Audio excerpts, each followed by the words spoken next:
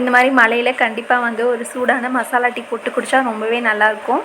இங்கே பெங்களூரில் வந்து பார்த்திங்கன்னா ஈவினிங் வந்து 4 o'clock ஆனவே மழை பெய்ய ஆரம்பிச்சிடுதுங்க.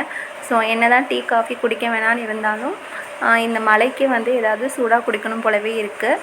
இப்போ இந்த மசாலா டீ வந்து எப்படி போடுறதுன்னு பார்ப்போமா. 2 பேருக்கு தான் நான் வந்து டீ போட போகிறேன். ஸோ 2 கிளாஸ் ஆஃப் பால் எடுத்துட்டேன்.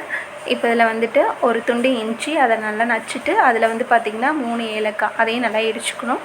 இடிச்சிட்டு இப்போ வந்து இதை வந்து நம்ம டீ தூள் போட்டதுக்கப்புறம் தான் இந்த மசாலாவை வந்து போடணும், இல்லைன்னா பால் திரிஞ்சிடும் இஞ்சி போட்டிருக்கதால. ஸோ ஃபஸ்ட்டு வந்து பாலில் டீ தூள் போட்டுக்கலாம். நான் வந்து 1 tablespoon வந்து டீ தூள் போட்டிருக்கேன். போட்டுட்டு அப்புறம் இஞ்சி ஏலக்காய் தட்டியிருக்கோம்ல அதையும் சேர்த்துட்டு உங்களுக்கு தேவையான ஸ்வீட்டுக்கு தகுந்த அளவுக்கு சர்க்கரை போட்டுக்கோங்க. போட்டுட்டு நல்லா கொதிச்சதுக்கப்புறம் வந்து இறக்கிற வேண்டியதான்.